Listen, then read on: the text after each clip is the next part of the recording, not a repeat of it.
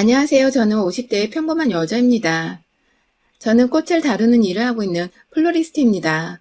이 분야에서 배우기도 일찍 배웠고, 남의 집 가게에서 알바하며 내 돈 마련에 내 가게 차린 게 벌써 30년이 되어 가네요.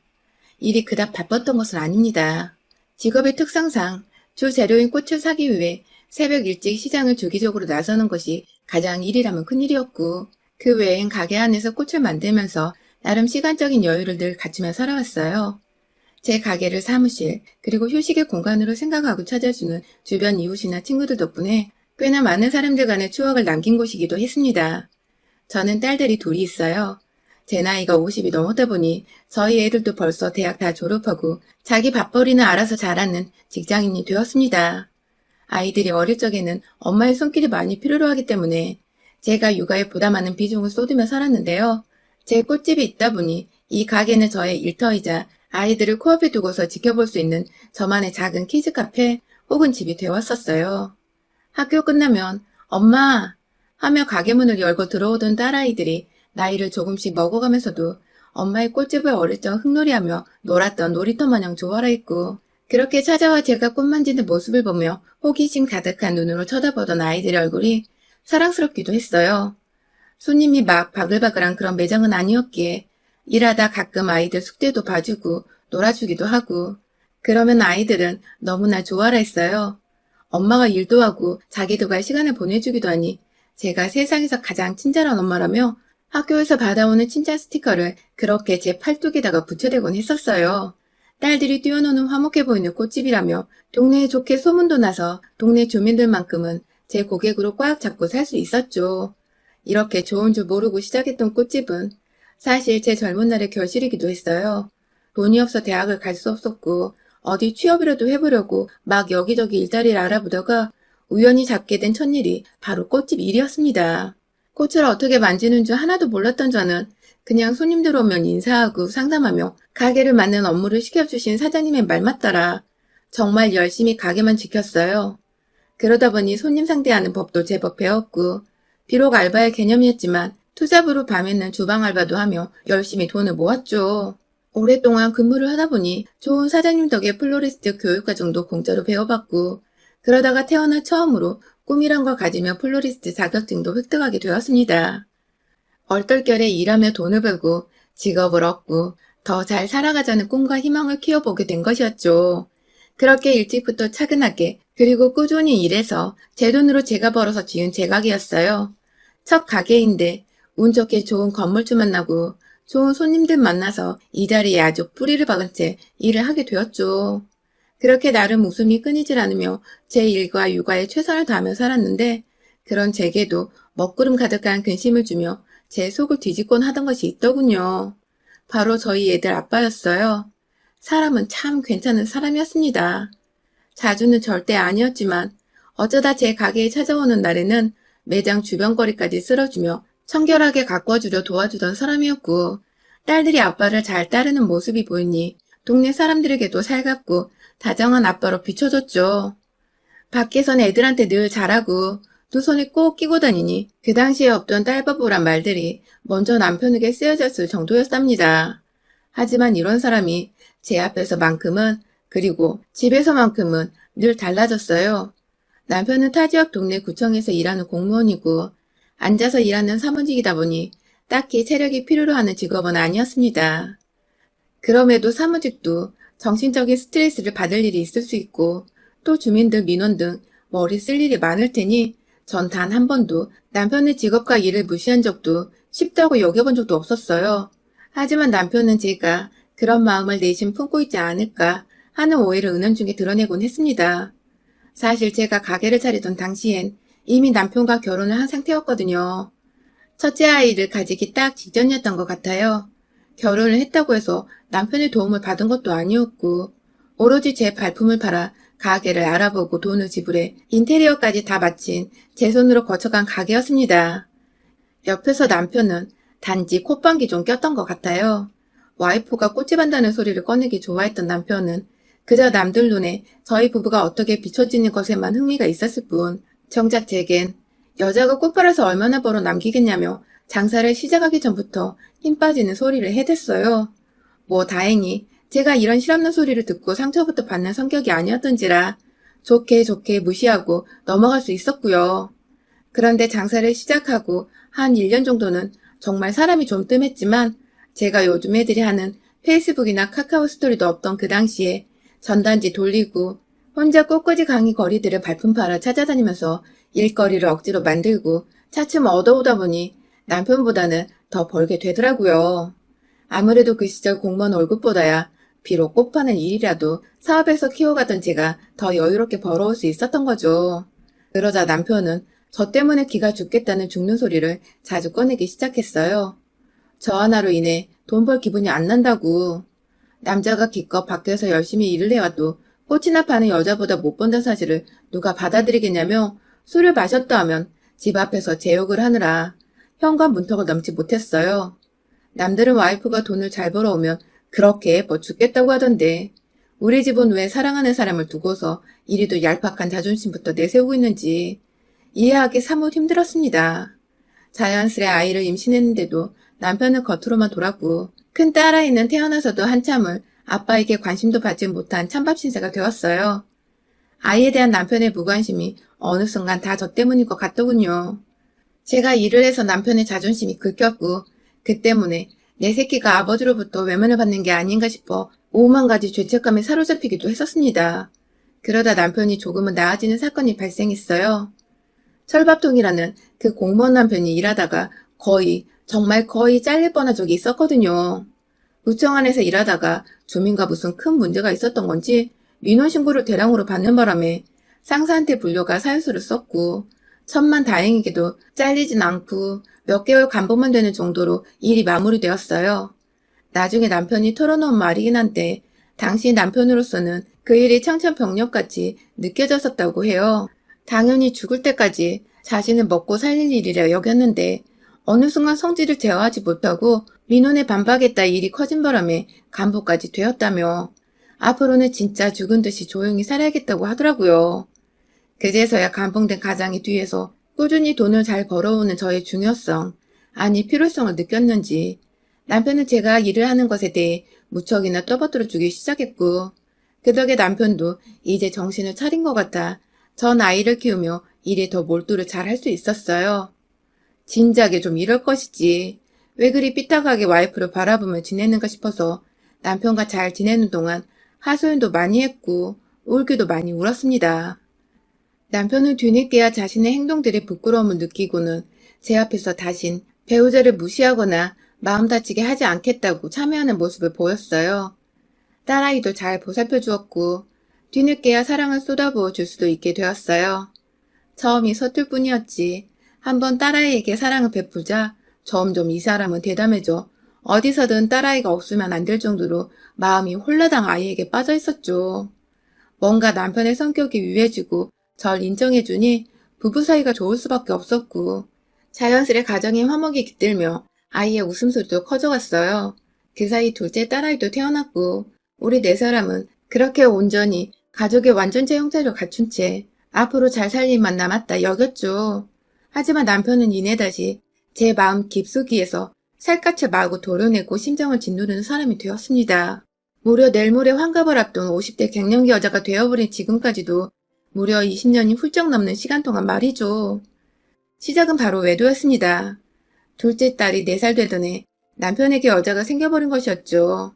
그간 하도 공무원 월급이 짜다고 죽는 소리를 하면서도 안 잘린 게 어디냐며 마지못해 출근하던 남편이 가여워 기라도 살려보겠다고 제 신용카드 한 장을 건네줬었어요.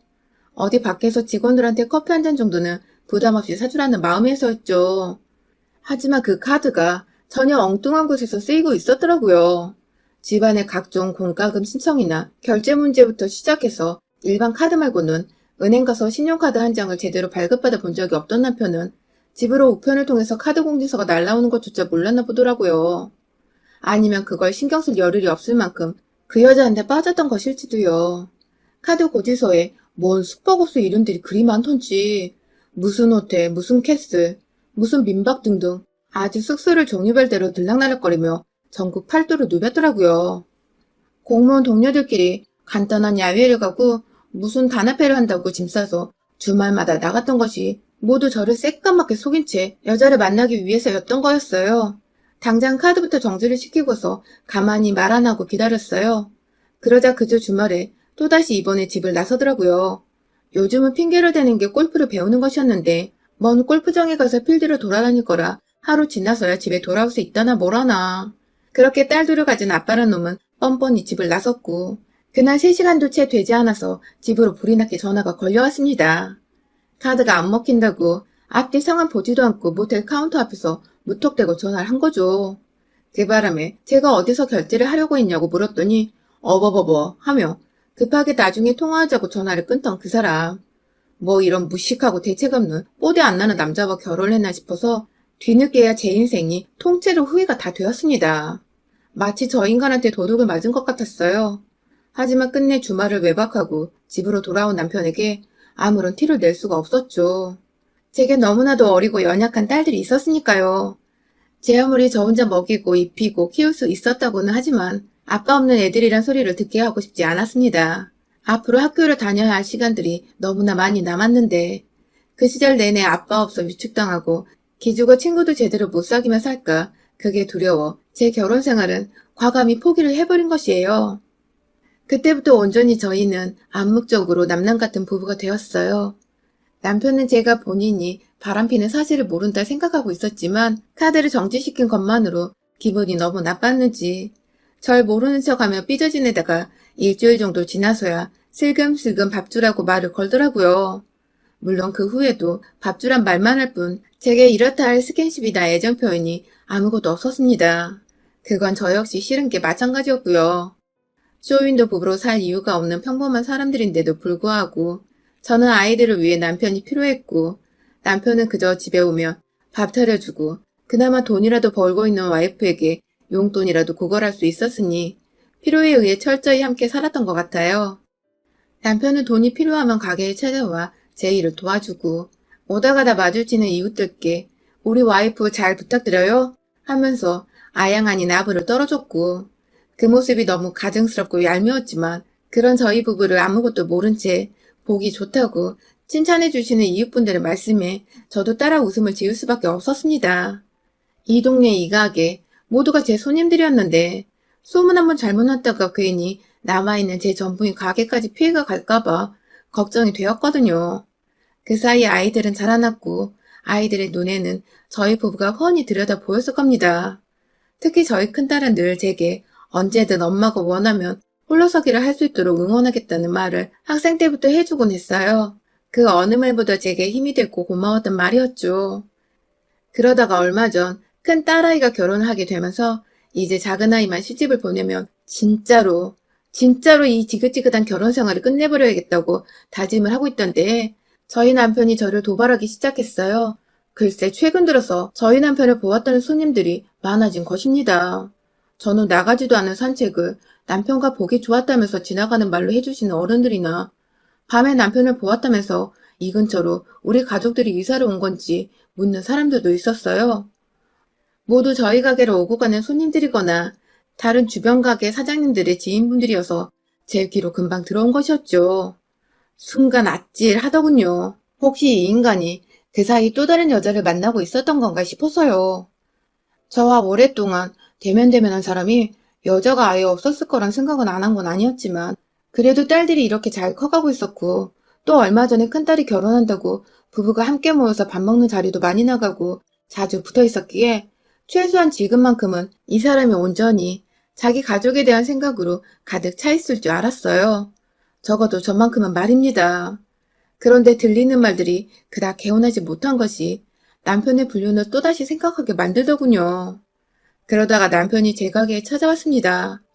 과거나 지금이나 달라진 거 없이 제게 돈을 달라며 이번에 친구들 만나는데 술값이 부족할 것 같다며 공무원이란 사람이 와이프한테 돈을 받아내고 가더라고요. 돈이 부족한 건 핑계였고 보다 값 나가는 것을 사려고 한 것이었죠. 그게 불륜녀의 선물이 될 수도 있었고요. 요즘은 장사가 잘 안 돼서 용돈을 못 주겠다고 하자 남편은 뭐 그런 경우가 다 있냐며 자기가 이제 은퇴를 하면 공무원 연금이 따박따박 나와서 함께 먹고 살 텐데 그때를 생각해서라도 나한테 미리미리 챙겨줘야 하는 거 아니냐며 아주 달린 입이라고 헛소리를 늘어놨어요. 한참을 가게를 나가지 않고 서 있길래 옛다 하는 마음으로 10,000원 3장을 쥐어줬어요. 하는 꼴이 너무 우습고 또 최근 들려온 소문이 절 너무 열받고 수치스럽게 만들어서 티는 안 냈지만 제발 좀 나가라고 윽박을 질렀죠. 중얼거리만 나간 남편은 그날 하루 내내 전화도 없고 잠잠했습니다. 저는 가게 일을 마무리하고 퇴근을 하려는 도중 동네 가게 사장님들과 함께 우르르 몰려서 인근에 있는 마을의 단풍들을 구경하러 갔어요. 그렇게라도 누군가 제게 웃음을 주고 재미를 선사할 사람들을 만나며 기분을 풀어야 했습니다. 그래야만 내 인생이 덜 외롭고 덜 실패한 것이라고 생각을 할 수 있었거든요.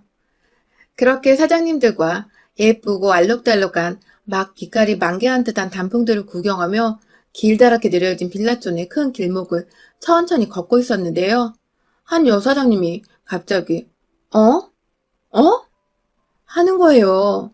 사람들이 졸지에 다 같이 사장님이 가리키는 방향으로 고개를 돌렸고 그 바람에 저도 뒤에서 대화를 하던 도중 그곳을 쳐다봤죠. 그리고 이내 고개를 떨굴 수밖에 없었습니다. 그곳에는 바로 저마저도 처음 보게 된 저희 남편의 세컨드가 남편을 바라보며 사랑해 주겠다는 표정으로 환히 웃으며 손을 꽉 잡고 걸어오고 있었어요. 저희 방향으로 말입니다. 대각선 방향이라 아직 저희 무리의 존재를 차마 확인하지 못한 남편은 끝끝내 제가 일하는 이 동네에서 불륜녀와 싸돌아다니며 제 얼굴에 먹칠을 했고 결국 제 눈에 띄고 만 것이죠. 사장님들은 일제히 저를 쳐다봤고 놀란 사람들 사이에서 전 심장이 아파오는 걸 느꼈어요. 얼마나 칼퇴근을 했으면 이 시간에 이 동네에 와서 불륜녀랑 단풍 구경을 하겠다고 겁도 없이 손을 잡고 와이프 구역을 싸댕기고 있는지 속에서 천불이 나는데 한 여사장님이 갑자기 저 새끼 죽여버려야 돼 하며 급 돌진을 했어요. 무슨 자동차가 급발진하는 것도 아닌데 부릉부릉 엑셀 밟는 소리까지 제 귀에 환청으로 들려오는 기분이었죠. 마구잡이로 대각선 방향에 제 남편에게 뛰쳐간 그 사장님은 저와 유독 가깝게 지내며 서로의 매장에서 믹스커피 한 잔 정도는 매일같이 나눠 먹는 사이였는데요. 사실 제가 남편과 그리 사이가 좋지 못한 것도 알고 계셨고 이 동네 살지 않는데 제 남편이 자꾸만 여기서 발각된다고 가장 처음에 제게 말해주기도 하셨었죠. 대충 상황이 파악되셨는지 옆에 있는 게 불륜녀지? 하며 다가가시니 주변에 있던 여사장님들이 일제히 분노하기 시작하셨죠. 그러니까 우리가 지금 불륜 현장을 먹고 간 거야? 하면서 일제히 또 첫 선두로 나선 사장님을 따라 우르르 몰려가신 사장님들. 아, 우리 언니들 결국 일내고야 말았습니다. 다짜고짜 뛰쳐가 남편에게 주먹부터 날리자 뒤늦게야 모두 자기 와이프랑 친하게 지내는 그 사장님들이란 것을 알아채고는 인원수에 놀라서 뒷걸음치던 남편.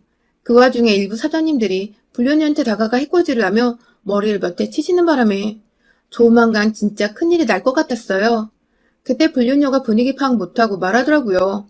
당신 와이프가 이 무식한 여편네 중에서 누구야 도대체? 라고 말입니다. 본인 딴에는 기죽지 않으려고 센 척을 해본 것 같은데 죽으려고 아주 환장을 한 거였죠. 그 소리에 빠기친 우리 대한민국의 아줌마 사장님들. 그중엔 임대인과 임차인 싸움에서도 도 같은 공인중개사 언니도 있었고 어릴 적 꽤나 잘 놀았던 파마 잘 말아주는 언니도 있었고 또 애견샵하며 웬만한 견종이란 견종은 다 섭렵한 언니도 있었어요. 분야별로 각자 위치에서 최소 10년은 일한 언니들에게 무식한 여편네라니. 순간 좀비들이 우르르 몰려나오던 영화 부산행의 한 장면처럼 우리 언니들뿐만 아니라 빠기친 저까지 모두가 그 불륜녀에게 달려들었고 순식간에 동네 길가가 난장판이 되어버렸습니다. 옆에서 쫄아있던 남편은 불륜녀를 도와주기는커녕 혼자 저 멀리까지 주랭랑치며 도망갔다가 저희 일행 중에 있던 남자 사장님 손에 딱 붙잡혀서 돌아왔어요. 그런 남편을 보며 언니들이 몇 대 시원하게 치고 끝내라고 합의금은 우리가 모아서 주겠다고 해주셔서 돈은 저 혼자도 해결할 수 있다는 쿨한 대답과 함께 양손이 사장님들한테 붙잡혀있는 남편을 향해 뾰족한 단하시는 발로 그 인간 거시기를 확 걷어차버렸습니다. 진짜 코끼리가 아이 낳다가 지르는 비명마냥 큰 소리를 지르며 남편을 주저앉았어요. 뒤에서 남자 사장님은 그걸 또 괜찮아진다며 비꼬으며 엉덩이를 토닥거려주고 계셨고요. 얻어맞아 코에서 코피 나는데 그 와중에 도망친 남편한테 어이가 털려서는 헛웃음을 짓고 있는 불륜녀는 남편의 아픔이 느껴졌는지 두 눈을 질끈 감았다가 이내 다시 눈을 떠 째려봤고 그런 불륜녀 앞에서 무조건 잘못했다고 와이프인 저에게 빌고 있던 남편은 내내 두 손으로 자기 거시기를 가린 채 더 때리지 말아달라고 쭈그려 앉아 있었답니다. 뭔가 상황이 너무 빨리 진정이 되었지만 찌질한 남편의 모습이 절 안정시키기는커녕 오히려 더 열이 받게 만들었어요. 막내딸 결혼이고 뭐고 도저히 이 자식과는 부부라는 타이틀을 함께 달고 살기가 죽도록 싫었습니다. 그래서 그날의 수많은 증인들을 뒤에업고 저는 이혼 소송을 걸었답니다. 남편에게 위자료 소송을 걸고 그간 용돈을 준 금을 제가 생활의 보탬이 되었던 것까지 싹 다 수고를 쳐서 남편이 공무원으로 받아낼 연금을 나눠 갖게 할 재산분할 소송도 걸었어요.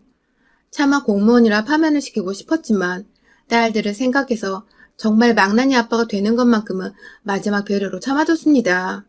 대신 전 받을 거 다 받고 가게 일은 열심히 하며 그 와중에 상간녀한테도 위자료 소송을 걸었고요. 글쎄 알고 보니 불륜녀가 최근 제가 사는 동네로 이사를 왔더라고요. 그 바람에 불륜녀 집에 들락날락 한다고 남편이 동네 사람들 눈에 자주 띄었던 것이었고요. 와이프가 활동하는 주 범이란 걸 알았으면 미리미리 조심을 했어야 하는데 얼마나 와이프 알기를 우습게 알았으면 대놓고 단풍 본다고 불륜녀 손을 잡고 활기를 쳤나 싶어 솔직히 이 인간 인생을 확 다 조져버리고 싶었답니다. 하지만 이미 월급은 월급대로 불륜녀한테 써버리고 믿을 건 연금밖에 없었던 우리 공무원 남편놈의 그 연금을 제가 가져오게 된 것만으로 전 뭐 할 건 다 해본 기분이네요. 여러분의 생각은 댓글로 남겨주세요. 오늘도 시청해주셔서 정말 감사합니다.